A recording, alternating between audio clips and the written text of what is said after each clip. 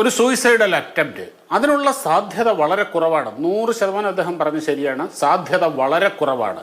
പക്ഷേ വളരെ കുറവാണെങ്കിലും ഒരു 1% ചാൻസ് അവിടെ ഉണ്ട്.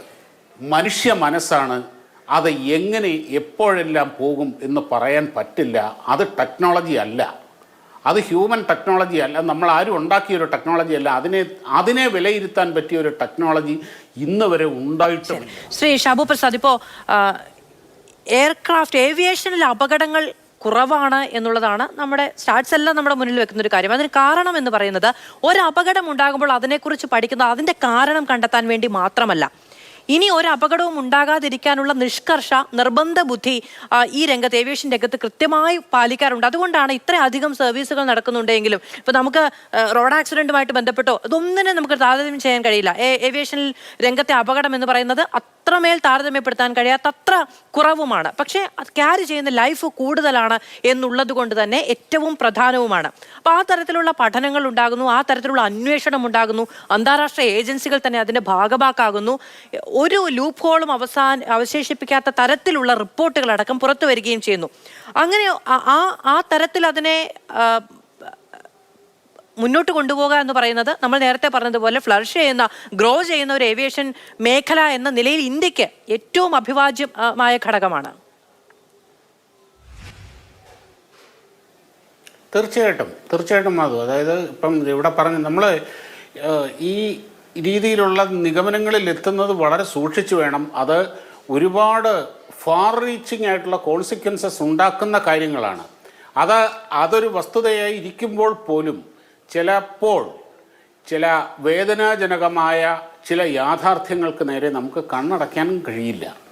ഇപ്പം ഇവിടെ ബഹുമാനപ്പെട്ട മാക്സ്വെല്ലാണ് പറഞ്ഞതെന്ന് പറഞ്ഞു, ഒരു സൂയിസൈഡൽ അറ്റംപ്റ്റ് അതിനുള്ള സാധ്യത വളരെ കുറവാണ്. 100% അദ്ദേഹം പറഞ്ഞ് ശരിയാണ്, സാധ്യത വളരെ കുറവാണ്.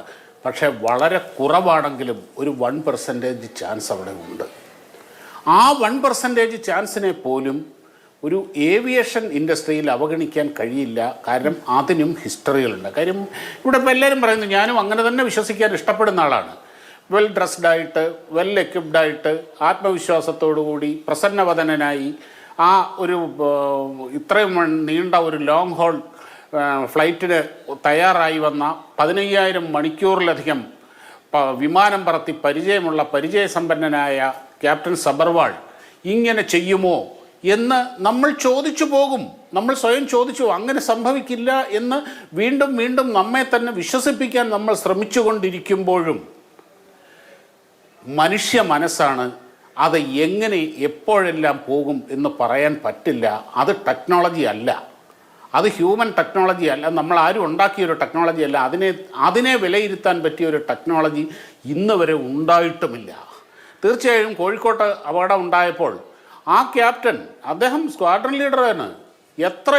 ഏതെല്ലാം സിറ്റുവേഷനിൽ വിമാനം പറത്തി പരിചയമുള്ള അദ്ദേഹത്തിൻ്റെ ഒരു നിമിഷത്തെ ഓവർ കോൺഫിഡൻസാണ് ആ കോഴിക്കോട്ട് ആ അപകടത്തിലേക്ക് നയിച്ചത്. അതേപോലെ തന്നെ മംഗലാപുരം അപകടം, അങ്ങനെ ഒരുപാട് കാര്യങ്ങളുണ്ട്. കാര്യം ഇത് മനുഷ്യ മനസ്സാണിത്.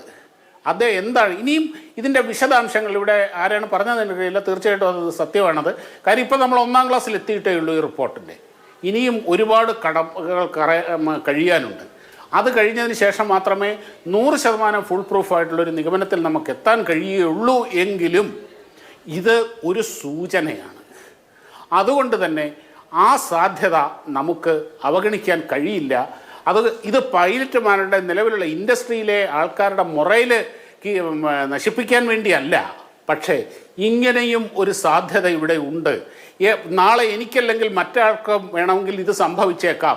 ഇങ്ങനെ സംഭവിക്കില്ലേ, ഈ ഒരു കാര്യം കൂടി ഇവിടെ ഈ ഇൻഡസ്ട്രിയിലുള്ളവർ മുൻകൂട്ടി കാണണം. അവരുടെ ആത്മവിശ്വാസം വളർത്താനും അവരുടെ അറിവ് അതിന് വേണ്ടിയിട്ടാണ്. അല്ലാതെ ഒരിക്കലും ആ ഇൻഡസ്ട്രിയെ തളർത്തുക എന്നുള്ളതല്ല. ഒരിക്കലും നമുക്കത് ചിന്തിക്കാൻ പോലും കഴിയില്ല, രാജ്യത്തിന് അത് അഫോർഡ് ചെയ്യാനും കഴിയില്ല. ആ ഇൻഡസ്ട്രി തളരുക എന്ന് പറയാം, ഏവിയേഷൻ ഇൻഡസ്ട്രി തളരുക എന്ന് പറഞ്ഞു കഴിഞ്ഞാൽ. പക്ഷേ ഇതൊരു സാധ്യതയാണ്. എത്ര ചെറുതാണെങ്കിലും അതും ഒരു സാധ്യതയാണ്. ആ സാധ്യതയിലേക്ക് ലോജിക്കലി വിരൽ ചൂണ്ടുന്ന കാര്യങ്ങളാണ് ഇപ്പോൾ പുറത്തു വന്നിരിക്കുന്നത്. വളരെ ദുഃഖത്തോടെ, വളരെ വിഷമത്തോടെ, വളരെ ഷോക്കോടുകൂടി ചിലപ്പോൾ നമുക്ക് ആ യാഥാർത്ഥ്യത്തെ അംഗീകരിക്കേണ്ടി വരും എന്നാണ് എനിക്ക് തോന്നുന്നത്.